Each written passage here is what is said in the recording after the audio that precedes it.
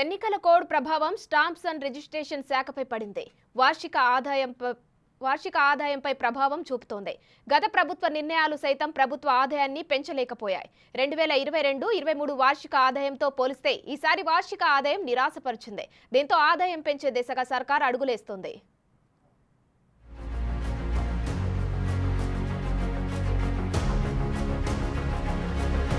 రాష్ట్ర ఖజానాకు వాణిజ్య ఎక్సైజ్ శాఖల తరువాత అధిక ఆదాయం సమకూర్చేది స్టాంపులు, రిజిస్ట్రేషన్ల శాఖే. అలాంటి శాఖపై ఎన్నికల కోడ్ తీవ్ర ప్రభావం చూపింది. 2023-24 ఆర్థిక సంవత్సరంలో అసెంబ్లీ, లోక్సభ ఎన్నికలు తీవ్ర ప్రభావం చూపాయి. 2023-24 ఆర్థిక సంవత్సరానికి రిజిస్ట్రేషన్ శాఖ ద్వారా 18,500 కోట్లను రాబట్టాలని సర్కార్ టార్గెట్గా పెట్టుకుంది. కేవలం 14,588 కోట్లతో సరిపెట్టుకోవాల్సొచ్చింది.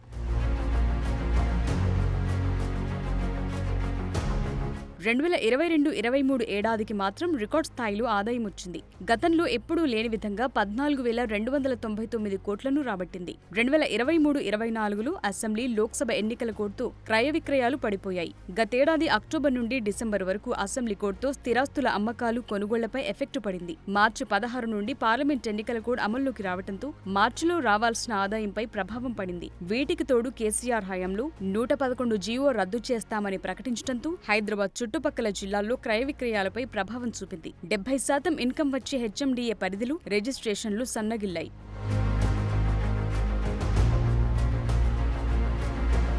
తెలంగాణ ఏర్పాటైనప్పటి నుంచి రాష్ట్రంలో స్టాంపులు, రిజిస్ట్రేషన్ల శాఖకు వచ్చిన ఆదాయాన్ని ఒకసారి పరిశీలిద్దాం. 2014-15 ఆర్థిక ఏడాదిలో 2,746 కోట్లు, 2015-16లో 3,786 కోట్లు, 2016-17లో 4,249 కోట్లు, 2017-18లో 5,177 కోట్లు, 2018-19లో 6,612 కోట్లు, 2019-20లో 7,061.03 కోట్లు, 2020-21 కోవిడ్ ఎఫెక్ట్తో 5,260.20కు పడిపోయింది. ఇక 2021-22లో రిజిస్ట్రేషన్లు పుంజుకుని 12,370.59 కోట్లను రాబట్టింది. 2022-23 ఆర్థిక ఏడాదిలో ఏకంగా 14,291.04 కోట్లను సేకరించింది. అసెంబ్లీ ఎన్నికల కారణంగా నవంబర్, డిసెంబర్, జనవరిలో రిజిస్ట్రేషన్ శాఖ ఆదాయం తగ్గింది. ఫిబ్రవరిలో ఏకంగా 23.97% రాబడి పెరగ్గా మార్చిలో పార్లమెంటు ఎన్నికల నియమావళి అమల్లోకి రావడంతో తిరిగి 5.5% ఆదాయం తగ్గింది.